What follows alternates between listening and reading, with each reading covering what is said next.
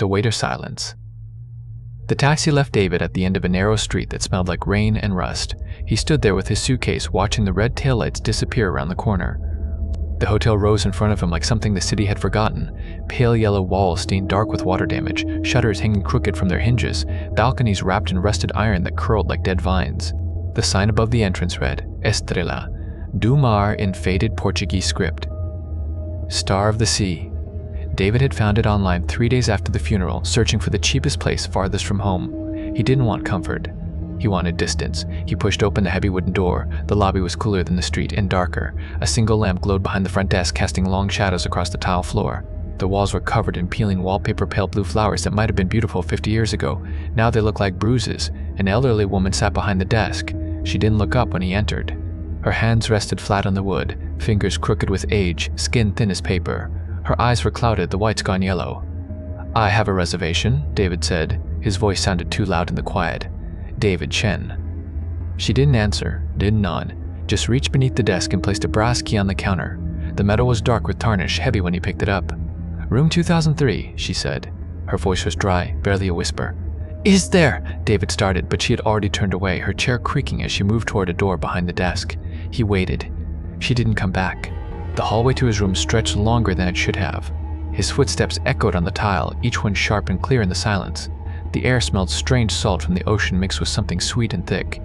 Incense, maybe, or old wood slowly rotting. Room 23 was at the end of the hall. The key turned hard in the lock, metal grinding against metal. The door swung open. The room was simple, a bed with white sheets, a wooden chair by the window, a mirror on the wall, its glass spotted and dark at the edges. The curtains were drawn, but pale light leaked through the fabric. David crossed to the window and pulled them open. The South China Sea stretched up before him, gray and endless. Fog was rolling in from the horizon, thick and low, moving like something alive. It pressed against the glass, muffling the sound of waves below. David sat on the edge of the bed. The mattress was firm, the springs quiet. He didn't unpack. He just sat there, staring at the fog, feeling the weight of the last week settle over him like a blanket he couldn't shake off.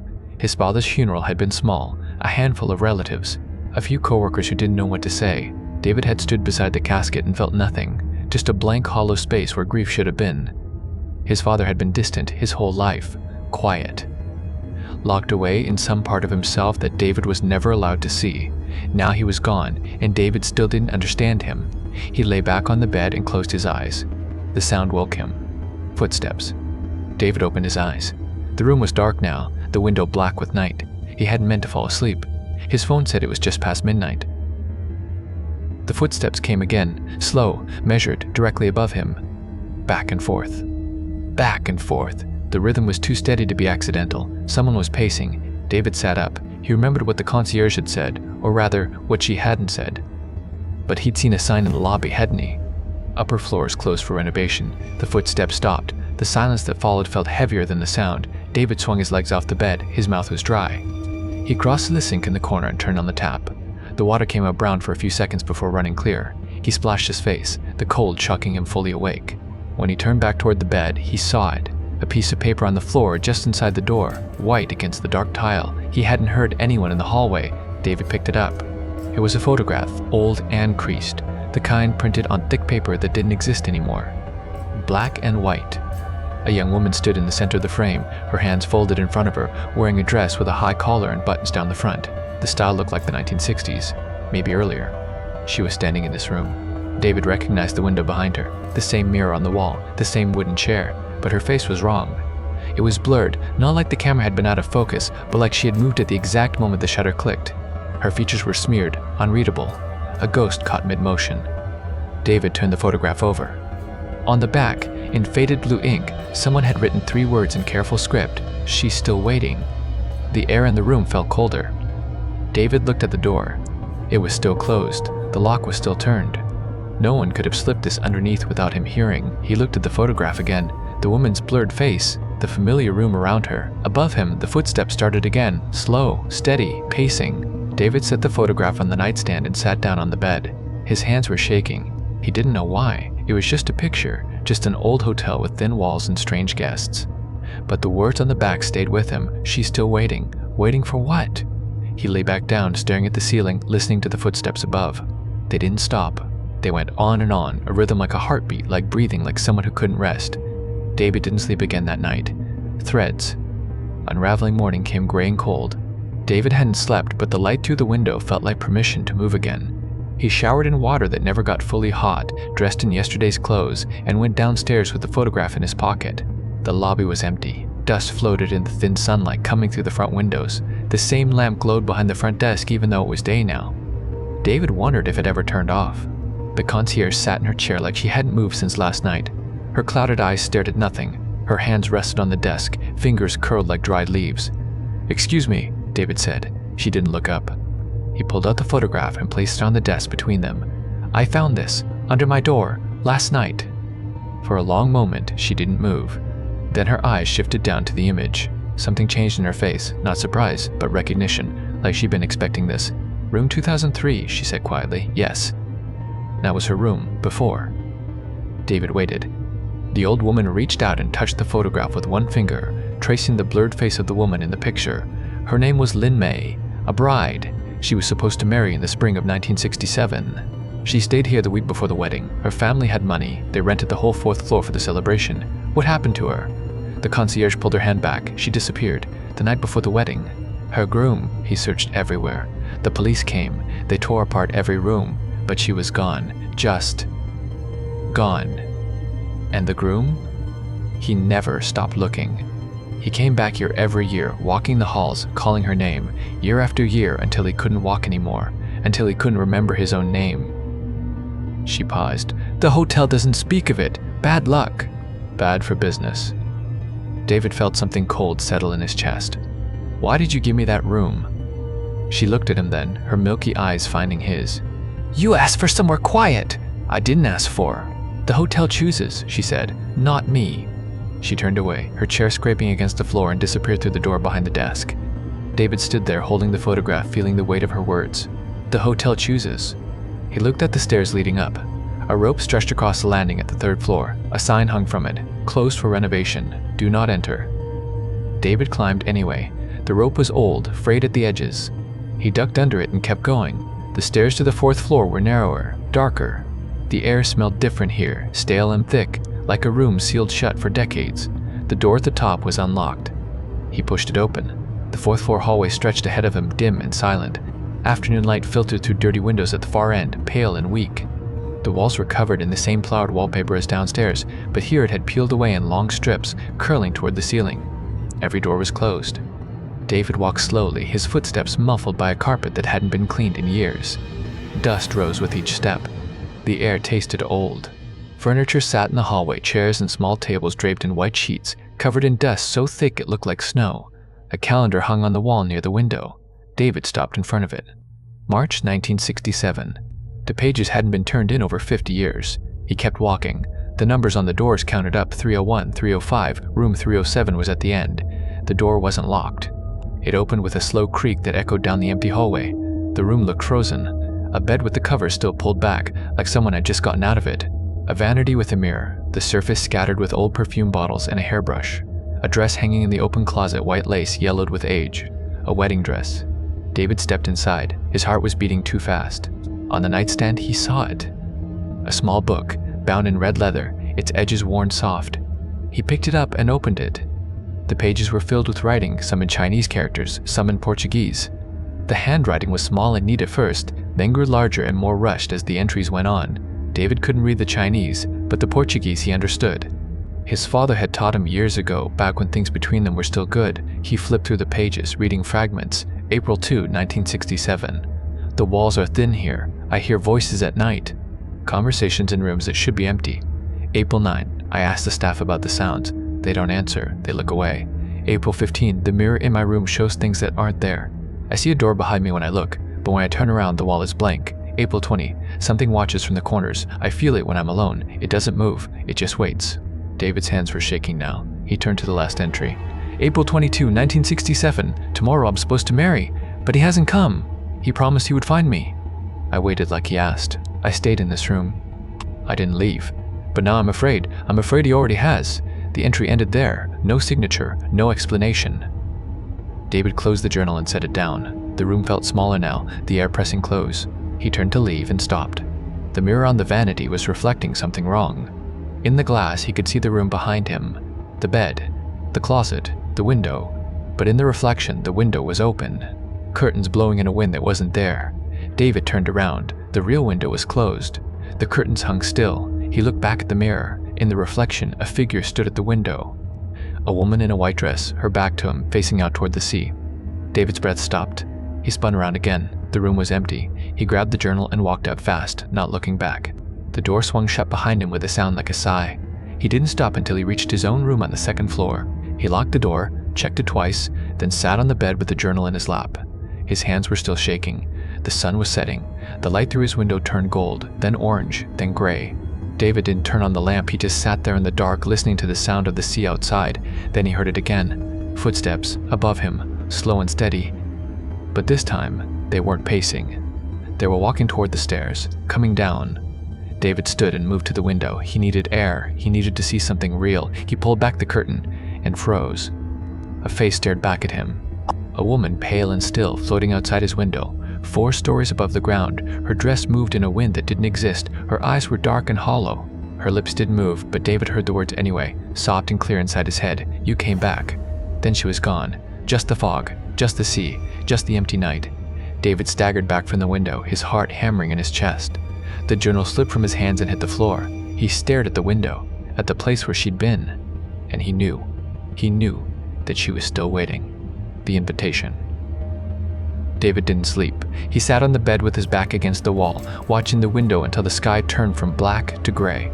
When morning finally came, he decided to leave. He packed his suitcase in 5 minutes, grabbed his passport from the nightstand drawer where he'd left it, except it wasn't there. David pulled the drawer all the way out, empty. He checked his bag. His pockets. Under the bed. Nothing. His phone sat on the dresser, screen dark. He pressed the power button. The screen flickered once and died. He tried again. Nothing. The battery had been full yesterday. He tried the charger. The outlet was dead. David grabbed his suitcase and headed downstairs. The lobby was dim as always, the same lamp glowing, the same smell of salt and incense. But this time, there were other people. 3 of them sat in the old armchairs near the window. They didn't speak, didn't move, just stared ahead with empty eyes. A man in a suit from another decade, a woman in a floral dress, a young boy in school clothes. David approached the front desk. The concierge sat in her chair, hands folded, eyes staring at nothing. "I need to leave," David said. "My passport is missing, and my phone." She didn't respond, didn't blink. It was like he wasn't there. "Hello?" He waved his hand in front of her face. "Can you hear me?" Nothing. David turned to the other guests. "Excuse me." The man in the suit didn't look at him. The woman kept staring. The boy's mouth hung slightly open, his eyes glassy and far away. David felt his skin go cold. He walked to the front door and pushed. It opened easily. Outside, the narrow street was filled with fog so thick he couldn't see 5 feet ahead. He stepped out anyway. The air was freezing, wet. It pressed against his face like a hand. He walked toward where the main road should be. His footsteps echoed strangely, like he was walking in a tunnel. The fog didn't move, didn't shift, just hung there, solid and gray. After 10 minutes, he stopped. He was standing in front of the hotel again. The same yellow walls, the same rusted balconies. He hadn't turned around, hadn't changed direction, but somehow he was back. David tried again, walked the other way, counted his steps, kept his eyes on the ground. 5 minutes later, he was back at the hotel entrance. The 3rd time he ran. It didn't matter. The street looped. The fog closed in. The hotel always waited at the end. He stood there, breathing hard, staring at the building. The windows stared back like empty eyes. The hotel chooses. David went back inside. The guests in the lobby hadn't moved. The concierge sat like a statue. He walked past them all, back toward the stairs. That's when he saw her. At the end of the 2nd floor hallway, a woman in a white dress, standing perfectly still. The light from the window behind her passed through her body like she was made of smoke. Lin Mei. David's breath caught. Her lips moved, but no sound came out. She raised one hand slowly, pointing toward the far end of the hall. Then she turned and walked. She didn't make a sound. Her feet didn't touch the floor. She glided forward, her dress moving in air that wasn't there. David followed. She led him past his room, past the other closed doors, to a narrow staircase he hadn't noticed before. The door was painted the same color as the wall, easy to miss. It stood open now. Lin Mei descended. David went after her. The stairs were steep and dark. The air grew colder with each step. He could hear water dripping somewhere below. The smell of mold and rust filled his nose. They reached the bottom. A basement. Low ceiling, concrete floor. A single bulb hung from a wire in the center of the room, casting weak yellow light. Lin Mei stood in the middle of the space, facing a wall. David stepped closer. The wall was covered. Photographs, dozens of them, maybe hundreds, all black and white, all pinned up in rows, some overlapping, some faded and curling at the edges. Faces stared out at him, men and women from different decades, different ages. Some smiled, some looked serious. All of them had the same empty look in their eyes, the same look he'd seen on the guests upstairs. Below the photographs, on a wooden table, were objects. A wedding ring, a child's toy, a pair of glasses, a watch, a hairbrush, things left behind, things that mattered, and in the center of the table, a book. David reached for it. The cover was leather, cracked and stained. The title was embossed in gold, barely visible now, Guest Registry. He opened it. The pages were filled with names written in careful script. Each entry had a date, a room number, a signature. David flipped through the years. 1952, 1959, 1963, 1967. Every single name had a line of red ink drawn through it, crossed out, finished, except two. Near the end of the registry, he found it, April 1967, room 307, Lynn May. Her name was untouched, no red line. And below it, one entry from decades later, C. Cates, 1967, room 2003. The name was blank, the line was empty, but the room number was there. Room 2003, his room. David's hands started to shake. He looked at the date, August 1967, just a few months after Lynn May disappeared. Someone had stayed in that room, someone who never signed their name. He flipped back through the pages, looking for clues. Most entries were simple, just a name and date. But some had small notes written in the margins, comments from the staff maybe. Then he saw it. A note next to the blank entry, foreign guest, journalist, paid in cash, left without notice. David's chest tightened. His father had been a journalist. His father had traveled to Macau in the 1960s.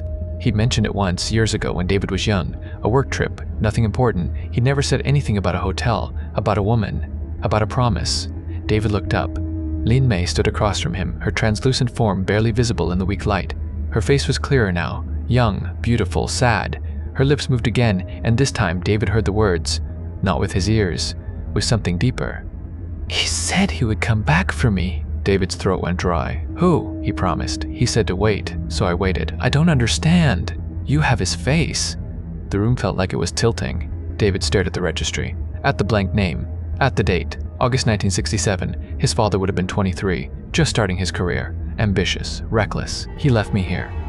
David's vision blurred. He gripped the edge of the table. "No," he whispered. "That's not, he wouldn't." But even as he said it, he knew it was true. He'd always felt it, hadn't he? The distance, the silence, the guilt his father carried like a stone in his chest, the way he never talked about the past, never explained himself. The hotel didn't trap the living, it completed unfinished stories. David looked at Lynn May, her sad, waiting eyes. "What do you want from me?" he asked. She reached out one translucent hand pointing at the registry, at the blank line, at the promise that was never kept. David understood. The hotel had brought him here, not by accident, not by chance. It was waiting for him to finish what his father had started, or it would never let him leave. Lynn May's form flickered like a candle in wind, then she was gone. David stood alone in the basement, surrounded by the faces of the dead, holding a book of names that should have been closed 50 years ago. Above him, the floorboards creaked. Footsteps, slow and steady, still pacing, still waiting. What the sea remembers. David didn't leave the basement right away. He sat on the concrete floor with the registry open in his lap, staring at the blank line where his father's name should have been. The photographs on the wall watched him. All those faces, all those unfinished stories. He thought about his childhood, the way his father would stare out windows for hours seeing something that wasn't there, the way he never talked about the past, never explained the long silences, the sadness that lived in him like a second shadow. David had always thought his father was just distant, cold, unable to love properly. Now he understood. His father had left his heart in Macau, in a crumbling hotel by the sea, with a woman he'd abandoned. David closed his eyes, and the memories came. Not his memories, his father's. They rose up like things pulled from deep water, fragmented, salt-stained, but clear enough to see. A young man stepping off a ferry in the summer of 1967, 23 years old. A journalist's notebook in his hand. Macau was supposed to be a 3-day assignment, a quick story about the colonial handover negotiations. Nothing more. He checked into the Estrella du Mar because it was cheap. Room 2003, second floor, ocean view, that's where he met her. David saw her through his father's eyes. Lynn May in the hallway carrying fresh flowers to her room. She smiled at him, said something in Portuguese about the weather. His father answered. They talked. She was staying on the 4th floor with her family. Her wedding was in 2 weeks, an arranged marriage to a businessman's son, respectable, secure, everything her family wanted. But she didn't love him. They met in the courtyard the next evening, then again the night after. They talked about everything: art, politics, dreams. She wanted to be a teacher. He wanted to write stories that mattered. They were both young, both trapped by other people's expectations. By the end of the week, they were in love. David felt it, the rush of it, the certainty. The way his father's heart had opened for the first time in his careful, controlled life. They made a plan. They would leave together. The night before her wedding, they would take the ferry to Hong Kong, start over, build a new life where no one knew them. Lin Mei waited in room 307. She packed a single bag, wore a simple dress, left her wedding gown hanging in the closet. She waited all night. David's chest tightened. But his father never came. The memory shifted. David saw his father sitting in room 23, the ferry ticket in his hand. It was 2 hours before dawn. Lin Mei was upstairs, waiting. The plan was set, but his father was thinking about his family, his career, the life he was supposed to build. The disappointment in his mother's eyes when he told her he was dropping out of school to write. The way his father had called him irresponsible, reckless. What would they say if he ran away with a girl he'd known for 2 weeks, a girl engaged to someone else? He'd be throwing everything away, so he stayed in his room, told himself it was impossible, told himself she'd be better off without him, told himself he was being smart, responsible. He told himself it was the right choice. At dawn, he packed his things and left the hotel. He took the first ferry out. He didn't say goodbye, didn't leave a note, just disappeared. David felt the weight of it, the cowardice, the betrayal. Lin Mei waited in room 307 for 3 days. She didn't eat, didn't sleep, just sat by the window watching the street below, certain he would come back. On the third night, she walked down to the beach. She walked into the sea. They found her dress on the shore the next morning, her body washed up 2 weeks later. The memory broke apart. David gasped, his eyes snapping open. He was still in the basement, still surrounded by photographs, but now he understood what they were. Not victims, not prisoners, echoes. Pieces of people left behind by broken promises. The hotel held them the way water holds salt, quietly, patiently, waiting for the weight to settle. David stood. His legs shook. He looked at the table again, at the objects scattered across it. Bare, near the edge, half buried under old letters and faded ribbons. A ring. Small, simple, gold. David picked it up. It was a wedding band, thin and delicate, the kind a bride would wear. Lin Mei's ring. The one she never got to use. He turned it over in his fingers. Inside the band, an inscription in Portuguese, sempre, always. His father must have bought it for her, before he ran, before he decided safety was more important than love. David closed his fist around the ring. He thought about his father's last years, the way the old man had grown quieter, more distant, the way he'd sit alone in the dark sometimes, staring at nothing. David had visited him in the hospital 2 weeks before he died. His father was barely conscious. The morphine made his words soft and slurred. But he grabbed David's hand, held it tight, and whispered something David couldn't understand at the time. I should have gone back. David had thought he was talking about the hospital, about treatment. Now he knew better. His father had carried this guilt his entire life. It had shaped everything, his silence, his distance, the wall he built between himself and everyone he loved. He'd spent 50 years running from a promise he broke in a hotel room in Macau. And now David was here, standing in the same place, holding the same ring. The hotel wasn't evil, it wasn't malevolent. It was just patient. It waited for stories to finish, for debts to be paid, for promises to be kept, even if it took decades, even if the person who made the promise was long dead. David looked up at the photographs on the wall. All those people, all those crossed out names, they'd all found their endings, finished their stories. Only 2 remained, Lin Mei, and the blank space where his father's name should have been. David understood the choice now. He could try to run, try to force his way out of the fog, spend his life like his father did, haunted, hollow, carrying a weight that never lightened. Or he could stay. He could finish what his father started. He could keep the promise that should have been kept 50 years ago. But what did that mean? What did the hotel want from him? He heard footsteps above, slow, steady, the same pacing he'd heard every night. Lin Mei, still waiting, still walking the halls of a hotel that wouldn't let her rest. David put the ring in his pocket. He climbed the stairs back to the lobby. The guests still sat in their chairs, unmoving. The concierge stared at nothing. David walked upstairs to his room. He stood at the window looking out at the sea. The fog had lifted slightly. He could see the water now, gray and endless, rolling against the rocks below. Somewhere out there, Lin Mei had walked into the waves. Somewhere out there, she'd let the water take her, believing the man she loved would come back. But he never did. David pulled the ring from his pocket. He held it up to the light. Sempre, always. His father had made a promise a promise to love her, to choose her, to be brave enough to start over. He'd broken it, and now the hotel was asking David to make it right. Not for his father, not anymore, for her. David turned from the window. He knew what he had to do.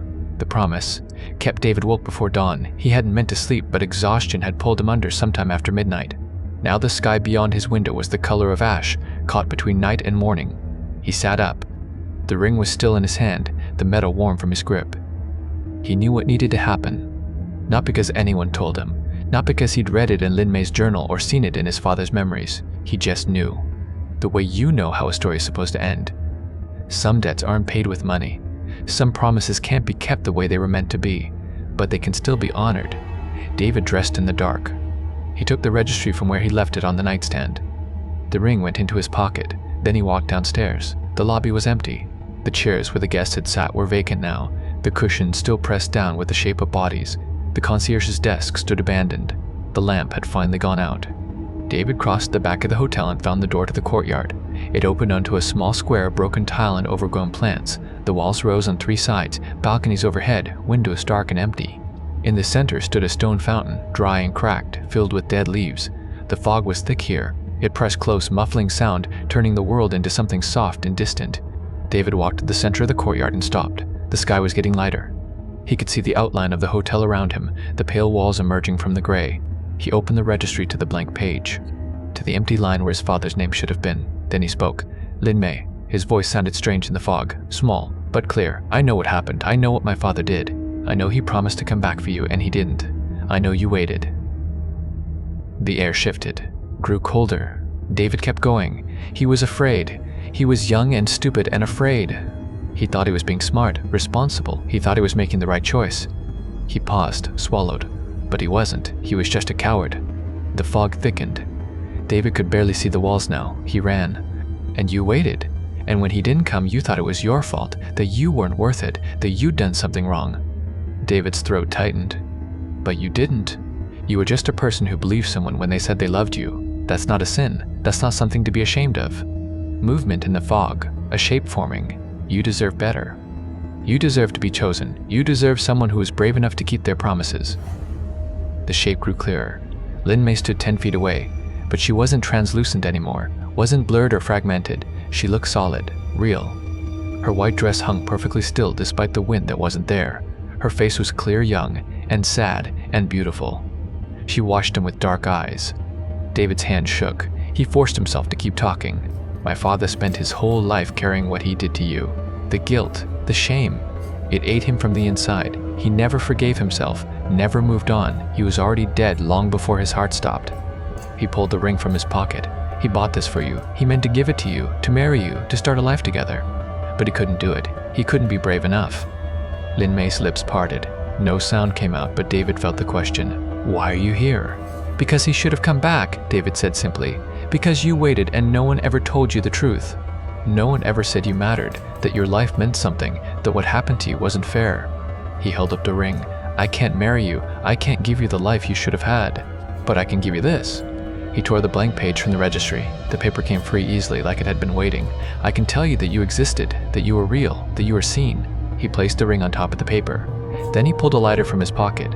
Something he'd found in a drawer in his room, left behind by some other guest. I can promise you'll be remembered. He lit the paper. The flame caught immediately, burning bright and clean. The registry page curled and blackened. The ring sat in the center of the fire, untouched, glowing. Lin Mei stepped closer. Her eyes were fixed on the flame. David spoke her name one more time. Lin Mei, you were loved. You deserve to be loved. And I'm sorry. I'm sorry it took 50 years for someone to say it. The paper burned to ash. The ring fell to the ground, still whole, still bright. Lin Mei looked at him. For the first time she smiled. It was small, sad, but real. She reached out one hand toward the ring. Her fingers passed through it. She couldn't touch it, couldn't hold it. But that was okay. It wasn't about the ring. It never had been. It was about being seen, being acknowledged, being told that her life mattered, even if it ended too soon. Lin Mei closed her eyes. The fog around them began to lift, slowly at first, then faster. It pulled away from the courtyard like a curtain being drawn back. Light spilled in, real morning light, warm and golden. David watched as Lin Mei's form began to fade, not like before, not fragmented and desperate. This time she went peacefully, like someone finally allowed to sleep after a long, exhausting wait. Her last words weren't spoken aloud, but David heard them anyway, soft and grateful. "Thank you." Then she was gone. The courtyard was empty. The fog was gone. The sky above was clear and blue. David stood there for a long moment, staring at the ring on the ground. Then he picked it up and put it in his pocket. He felt lighter, like something heavy he hadn't realized he'd been carrying was finally gone.